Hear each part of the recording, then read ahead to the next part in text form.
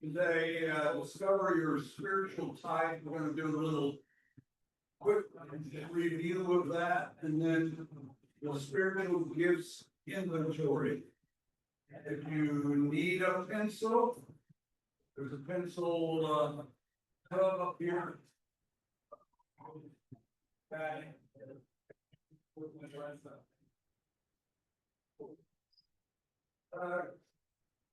As I shared last week, a handout of how Christ again has experienced a decade of shocking all moments. Some of these moments have been grand events or specific dates and times that have resulted in a multitude of responses. I was thinking after our session 2 weeks ago that I got some responses after the event, and one of the things that happened is God put two things in my head that I forgot to put on that list. You were here last week. I had a list of all the things I can remember, and I forgot two that specifically should have been in the list. One was Beverly Davis resigning from the staff, and Beverly's not here, but I'll still tell the joke I was going to tell, that the longer we were here, the more I realized that she was engaged in. And someone, when I commented about that, how engaged she was, said, well, we joke that she is the cruise director of our staff. And so our cruise director dropped off the staff. And then Linda Shoney was the congregational nurse, and she stepped aside as well. So they had done significant things in the years that they were in those roles. And sometimes they worked together. Claudia and I were people who were available, and we prayed for people who were in their group. There were people who were suffering from grief in their personal lives. And we came to the final event, and then we went out to the columbarium ground area, and people got to throw in their thoughts that they've been collecting into this fire pit, and it just exploded. We all panicked, finally got it put out. So the decision was made that maybe in the future, if you did another one of those grief groups, and you figured out another way to have people discard their thoughts that were dragging them down. So, resetting the spiritual GPS to be our guide on our faith journey should instill a feeling of, excuse me while I do my job here.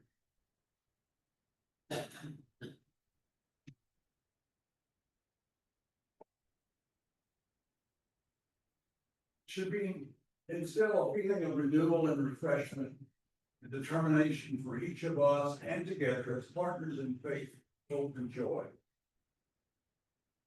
Just to be clear, spirituality is an expression of your life journey with a connection between God and you.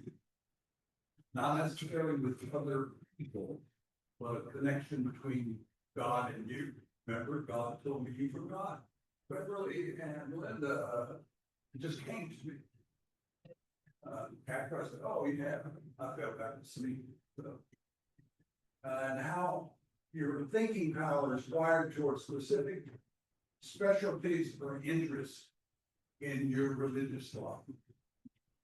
Now, just to be clear, spirituality is not about rituals, rites, customs, or tradition. We love, as Lutherans, and especially here at Christ the King, we have all kinds of very special moments, days, dates, rituals, rites, customs, or traditions, but those are not spirituality. They're more about piety. And just to keep those ideas between spirituality and piety. Spirituality is a personal connection with God and how you utilize both the reality and mystery of that dependence upon God, and also how your trust in God is expressed, invested, or gifted in life with and by joy and thanksgiving.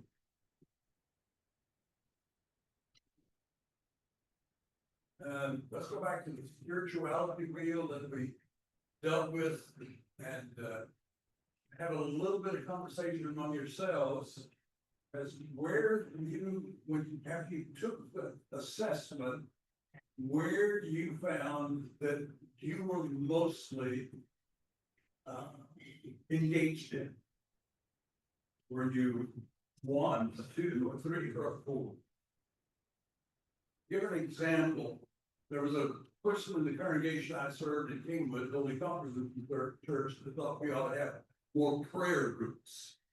And he recruited people for his first prayer group. I went to the session that they were having about this prayer group, what the agenda would be, and how often they would meet.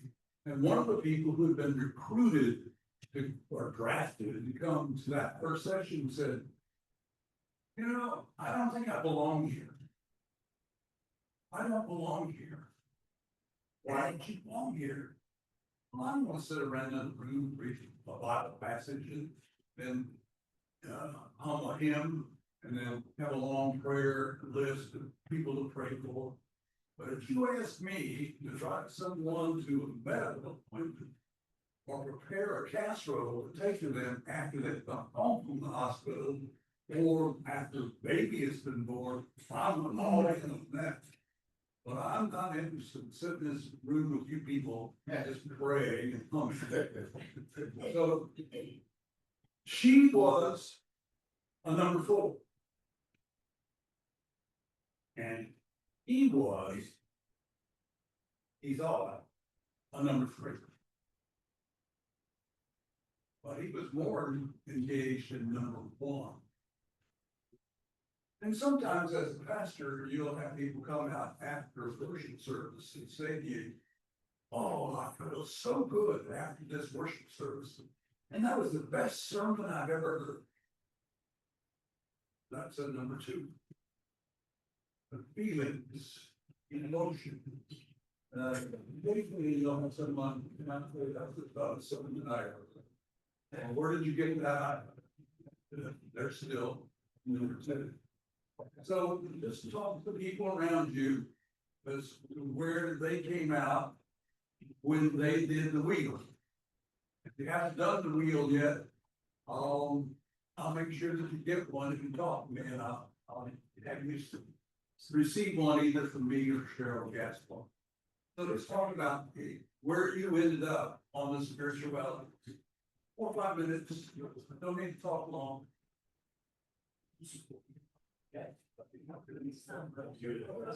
Yeah, I didn't read.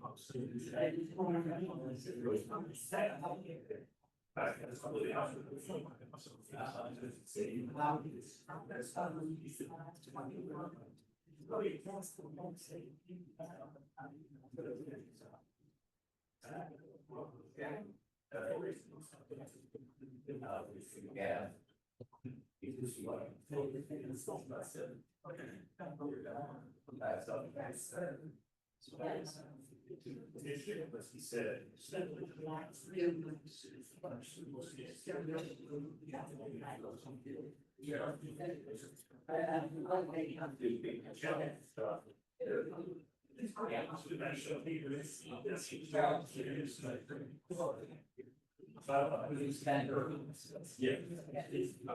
said.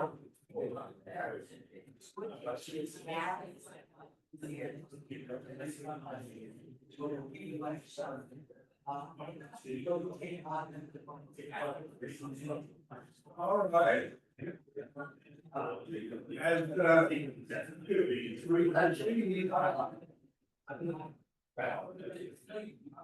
As were you when you took the wheel assessment, were you surprised at where you came out?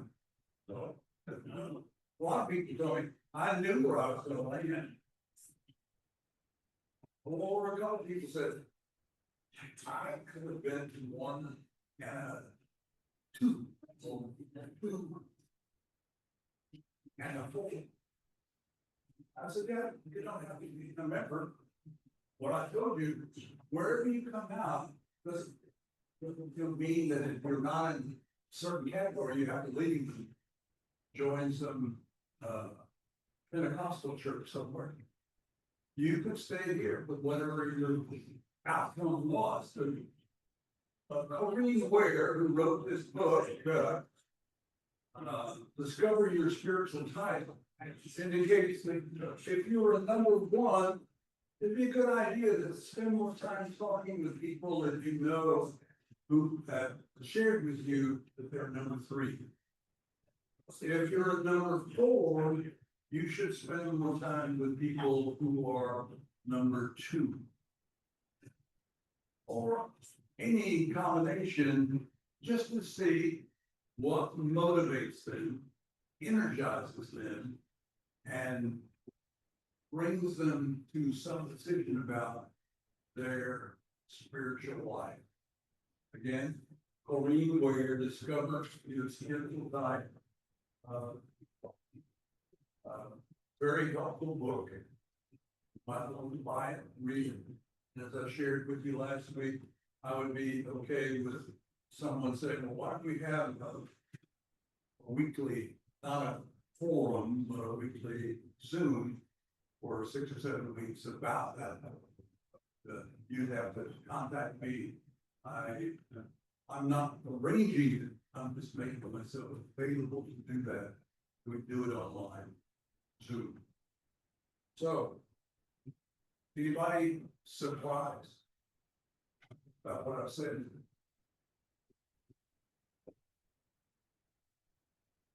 Spiritual gifts inventory. How many of you have completed that?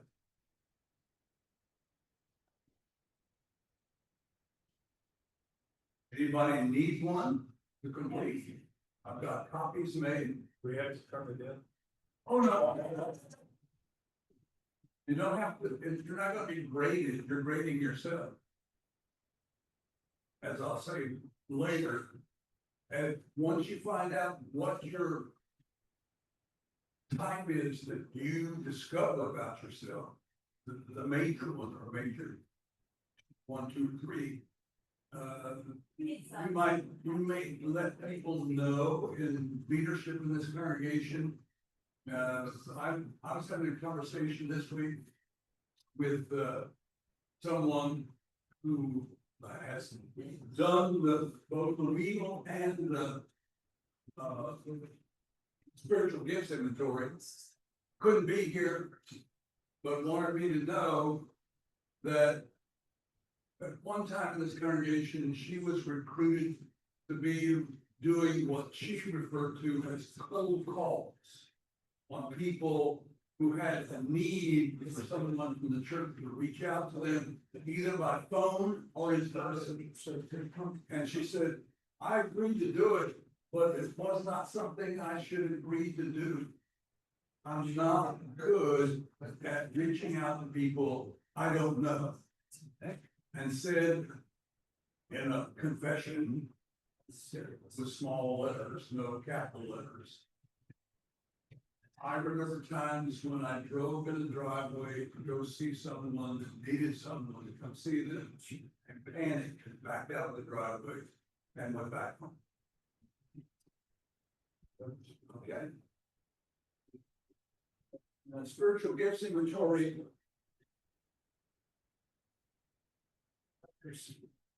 The assessment is helpful for providing each person feedback about what their specific gifts are. Some individuals are surprised about the assessment results, and others are either surprised or satisfied. Some people disappointed that they didn't get prophetic or wisdom. Okay. But It is what it is. And it's not judgmental, it's who you are. And how God relates to you in who you are. Empowers you, encourages you, motivates you. Also, it is possible that as each of us matures, there may or could be a change in the results after completing this assessment again. And I know several people who've taken the assessment in their 30s and then again in their 50s, and they don't flip, but things do change. They didn't realize that things were changing in their spiritual connection with God, but that's what happens. And it's not a sickness or a failure, it's just how you are maturing in your relationship with God.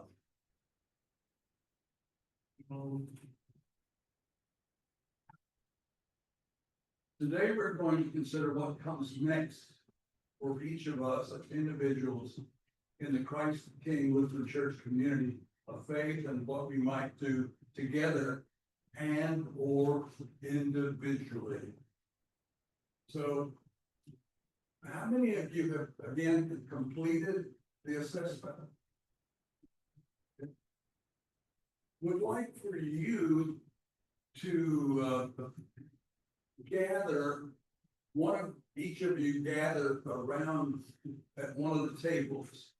Not trying to get rid of you people who are at tables, but for example, Claudia, if you would go to that table over there, and who's going for that table back there? Who else raised their hand? Yes, just stay where you are. Or there are more people. Carolyn, you go to the back table, please, and just have a conversation with the people about what you discovered by doing this about yourself. You're not, and again, you're not sharing that you're perfect or that you're being perfect.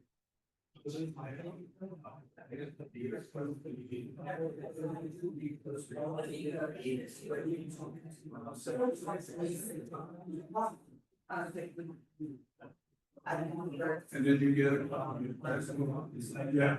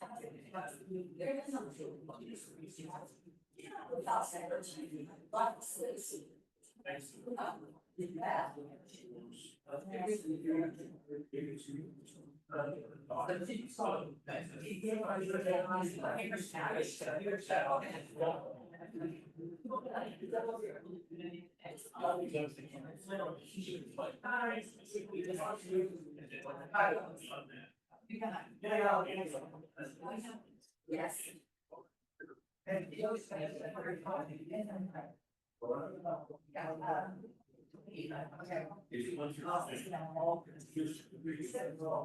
But it's also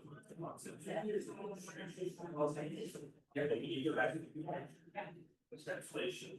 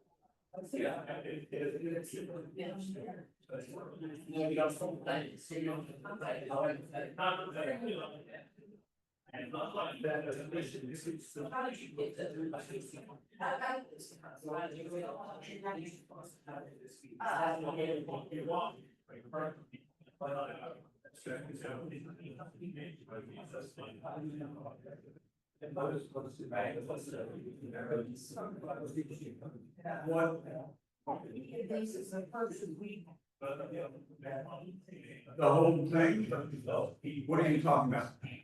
Once it's tell you how to get this stuff. No, I can send it to you. You leave this up here.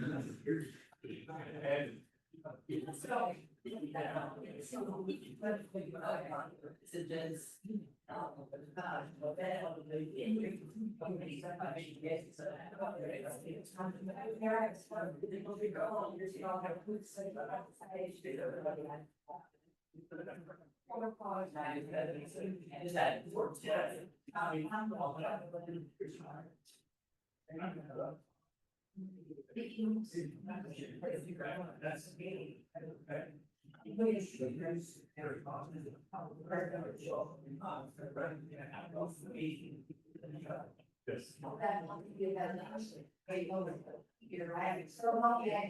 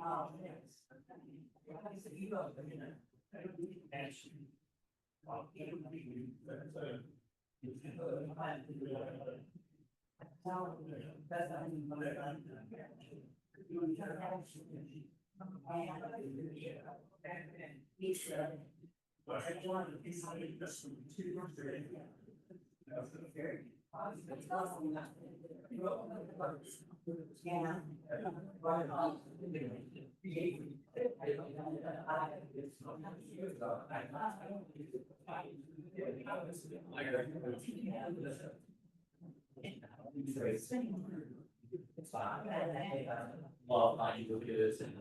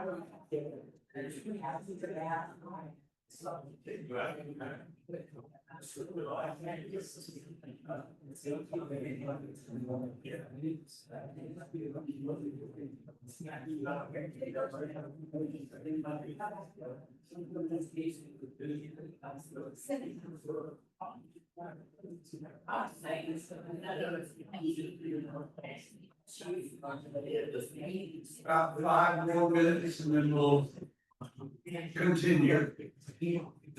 5 minutes.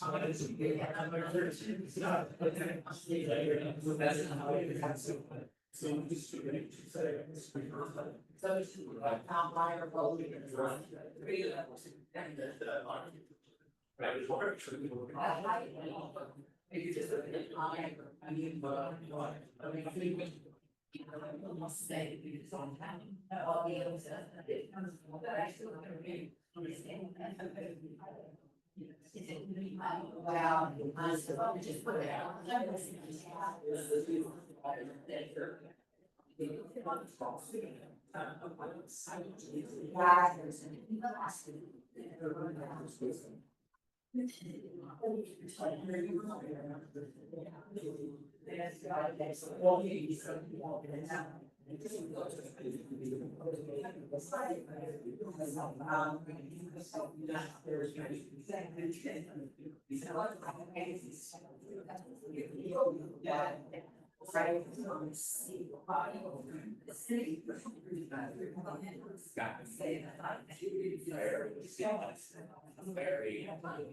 It's really.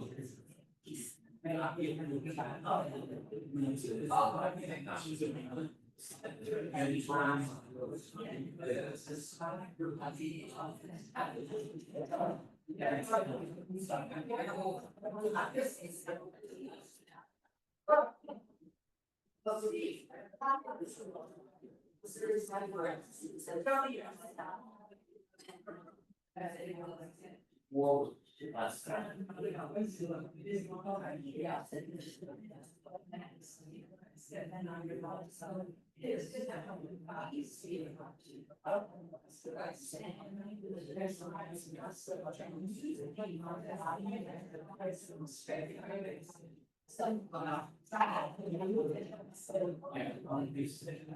You sit up. You yeah.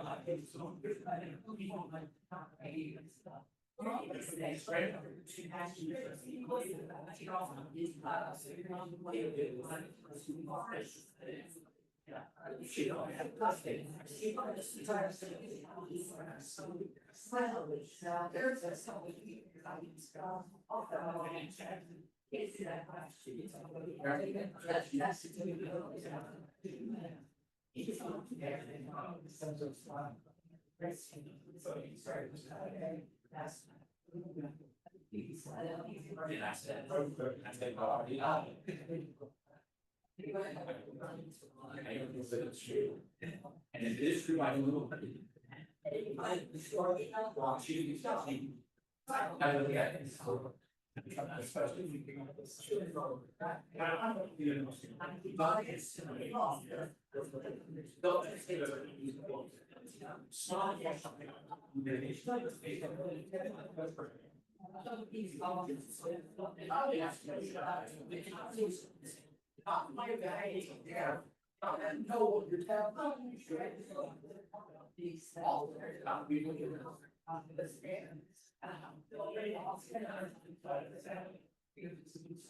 Yeah, the other side of the house that.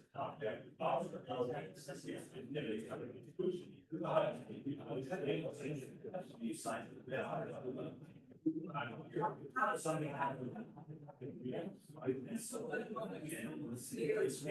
One minute. 1 minute.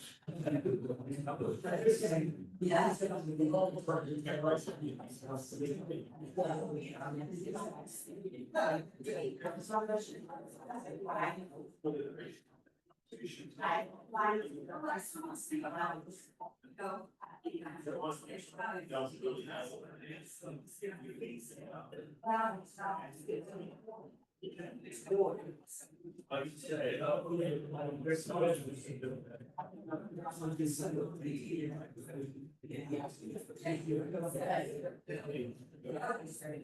Yeah, it's true.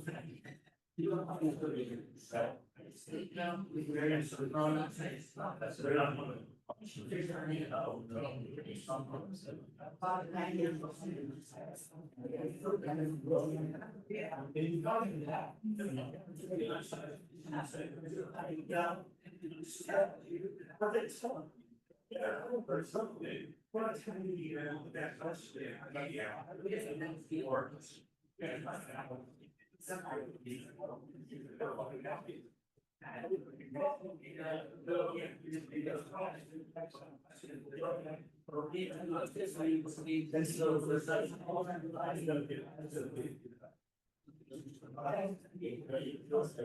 Okay. In the You'll think that. handout you received, and there is a spiritual gifts inventory E, and then definitions. And definitions of several pages describing wisdom, knowledge, compassion, helping, evangelism, servicehood. As in the spiritual type assessment, how are you reacting or feeling or thinking about what your assessment about your spiritual gifts resulted in?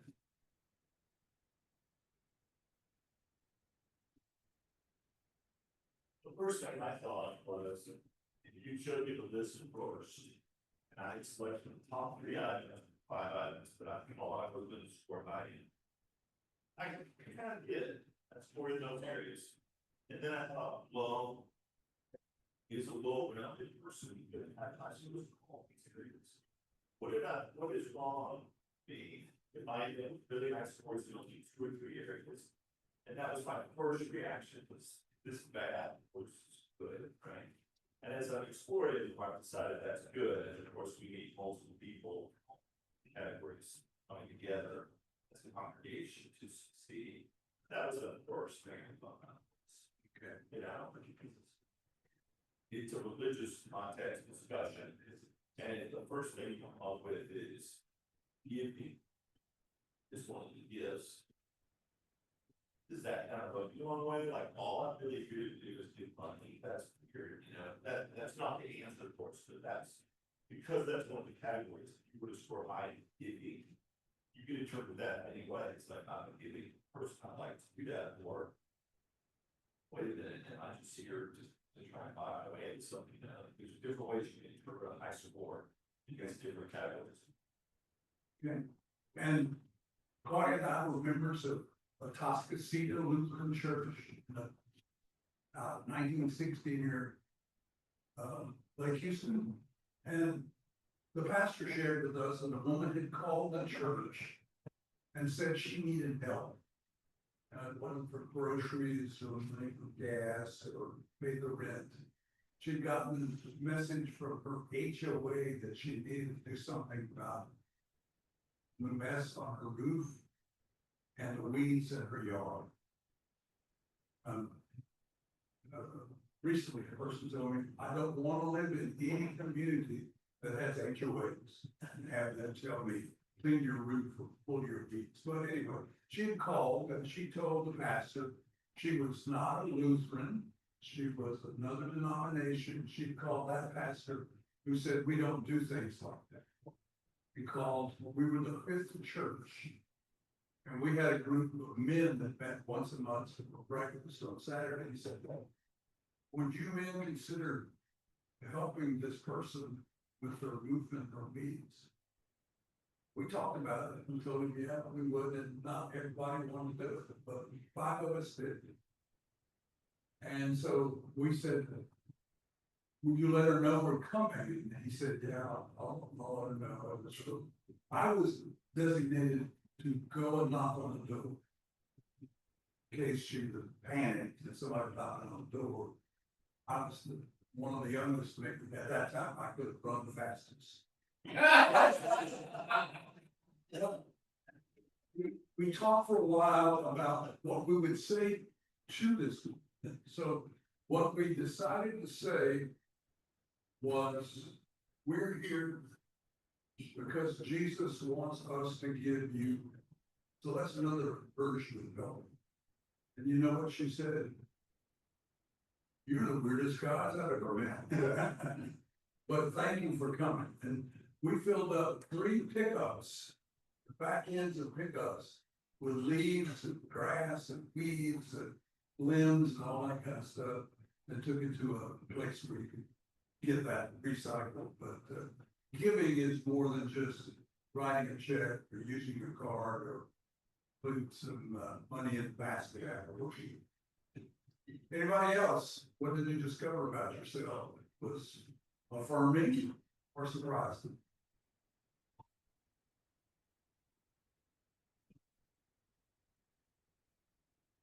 Nothing.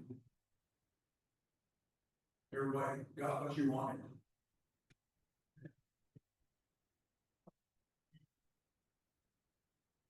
Pastor Robo, Yes. one comment that came out in our group is that we think that Lutherans act on missionaries, you know.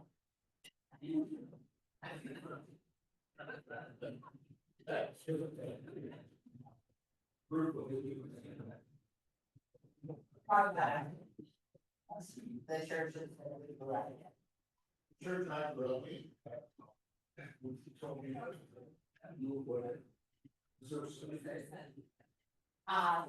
You're right. You're right, in the Missouri Senate, but I don't want to keep that tradition. Yes, yeah.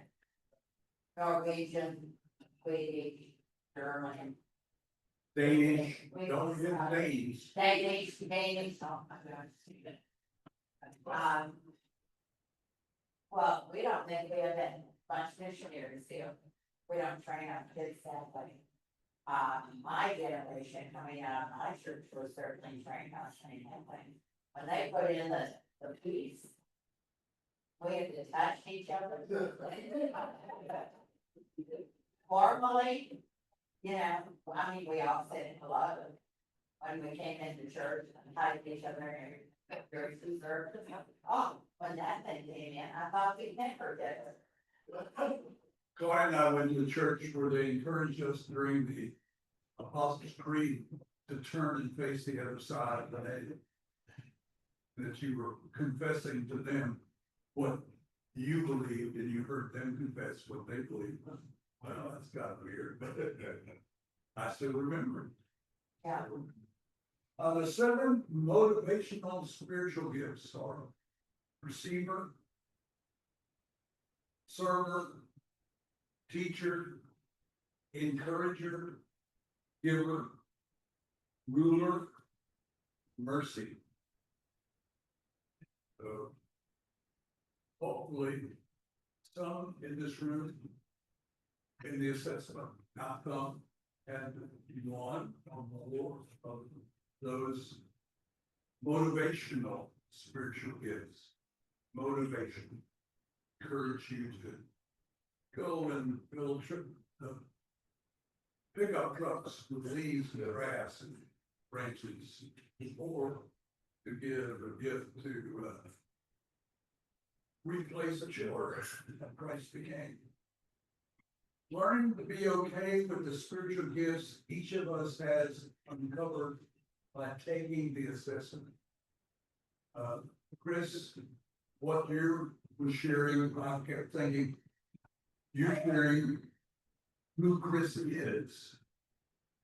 And it is a gift from God, who you are. And I am who I am, a gift from God. I don't always utilize the gifts as well as I could or should, but again, they are the gifts of God. Practicing a life undergirded by the gifts that have been identified as your specific strengths and some issues that you would like to add to your, just the word legacy should be there. Legacy should be. I don't think it's there. Some spiritually gifted people prefer to share their gifts without connecting with others. Just to be happy to do something either or take something like casserole after they come home from the hospital. You know, drive them to the medical, but don't want to be a murderer. And it's okay, because some of us, if we took the Myers and Briggs, we find out that we are introverted. We don't want to be engaged with other people, but we're relational. And we want to be with people as important than the outcome. And some of us kind of blend the times where, you know, we want to be introverts, other times we want to be extroverts.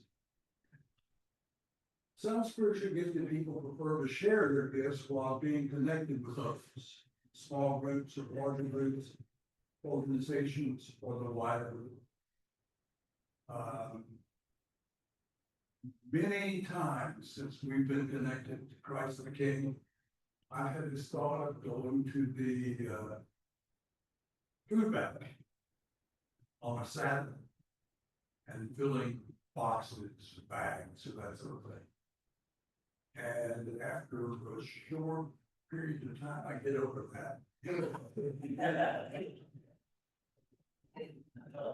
But I can't stand that. It would not be something that you would want me there doing. You would be worried that you'd have to call 911. But it is a thought that I've had. So we would write checks to the church, to the food bank, you know. Substitute is what we do. And that's it. Thank you for coming. Find ways to use your gifts in this organization, in your family, and in the world in which you live and serve. Amen. Thank you.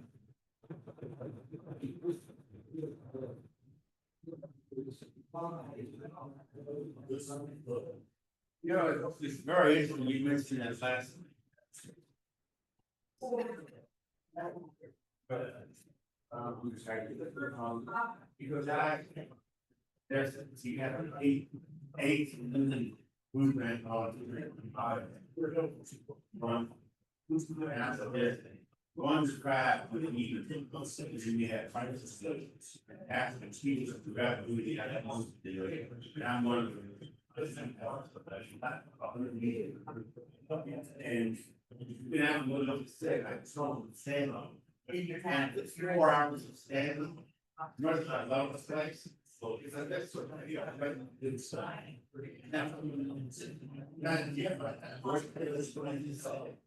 I guess I'm lost school. There's a city something and I'm get out about it. So she talked about asking on the radio. I got an ask that reason. I think great idea. It's just like go up there. So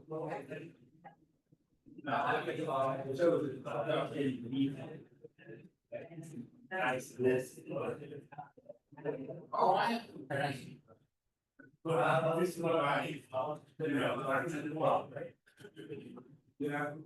Yeah. You also. yeah. So something like this and stuff, like, it's like, yeah.